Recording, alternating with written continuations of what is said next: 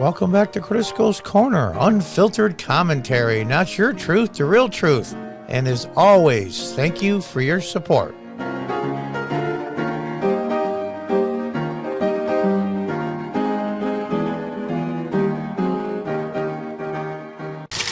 Breaking news, breaking news, breaking news.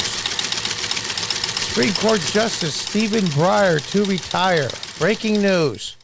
Breyer to step down at the end of the current Supreme Court term early this summer. Yeah. The rats see that the ship is sinking and they're getting off it. I'm not putting down Justice Breyer. He's had a stellar career, even though 99% of what he says I don't believe in.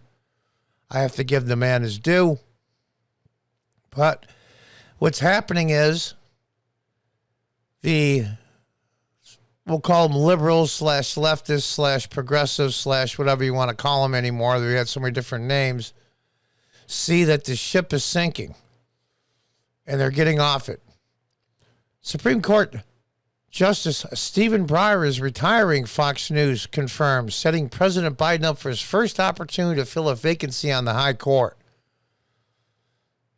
A source close to Breyer told Fox News that the justice will step down at the end of the Supreme Court term early this summer. I wish the man well. I'm not going to, I think 97, like I said, 99% of he believes in, I find abhorrent.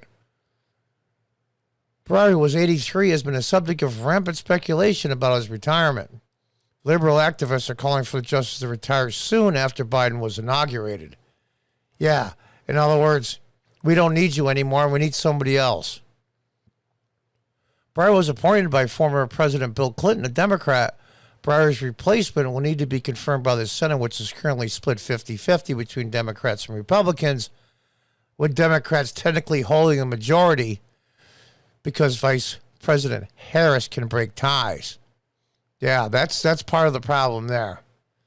Senate Majority Leader Chuck Schumer said Wednesday that Breyer's replacement will be confirmed by the full U.S. Senate with all deliberate speed. Yep. Because they know their ship is sinking. Would I like to have had more of a 7-2 court? Really only, well, I shouldn't say that. 6.5, 2.5? Yeah. Because Justice Roberts, I consider a half for each side. White House Press Secretary Jen Psaki said Wednesday the White House won't be commenting, at least for now, about Breyer stepping down. Now, if he was a decent executive, i.e. a CEO of a company, they would have done some extensive background searches already on people, just in case. Are they that prepared? I don't know. It's always been the decision of any Supreme Court justice, if and when they decide to retire, now they want and how they want to announce it, and that remains the case today. We have no additional details and information to share from the White House, she tweeted. Well, you know what? For once, I believe her. During his campaign, Biden promised he would nominate a black woman to the Supreme Court. One potential open option is District D.C. Circuit Court Judge Kent I.E. Brown Jackson, a progressive favorite who Biden nominated last year. Senator Pat Murray, Democrat Washington, was the first voices after the news Breyer stepping down to call for a black woman to be his replacement. That's what I don't like. That's what I don't like. A replacement that can do the job. And that's why these progressive Democrats are racist. Racist. There has to be a black woman. That, by definition, when are people finally going to understand? Picking somebody because of their race is racist. If the President of the United States said, I want to pick somebody that is white, because they're white, they would be hell to pay. But to pick somebody black because they're black, you're considered a hero. It's nonsense. It's BS. I'm going to say it straight out. It's plain old bullshit. In the wake of Justice Breyer's retirement, I want to voice my support for President Biden and his pledge to nominate the first black woman in the Supreme Court.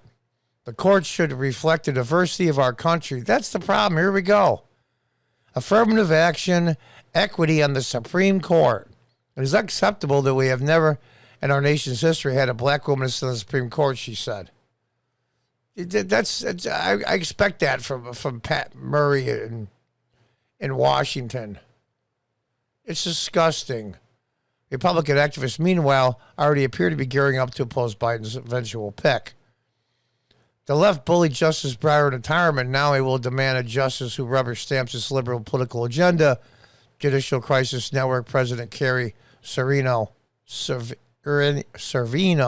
tweeted. And that's what the Democrats will give them because they're beholden to the dark money supporters who helped elect them. Now, think about this for a minute. It is absolutely, I don't care what party you are. Look at the judges that are available. Of course, you're going to pick a judge that thinks more like you politically and socially. I get that, okay? I get it. Donald Trump never would have nominated that judge from the D.C. Circuit. I get that part. But to pick someone just because of their race, that is horrendous. Horrendous. This has to be stopped.